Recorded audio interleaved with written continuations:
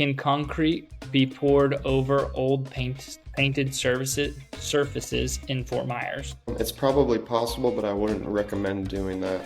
Why would it be a bad idea? We don't recommend pouring concrete on top of concrete unless it's absolutely necessary, because concrete doesn't bond to concrete like you'd think it might. So if you pour concrete on top of old concrete, it's just new concrete just sitting on top of the old concrete. It's not actually bonded together. Are trees a major cause of cracking concrete driveways? If you have a big tree next to your concrete driveway, there's a good chance that the roots will eventually lift up your concrete, because the roots keep getting bigger and the concrete will end up cracking and failing.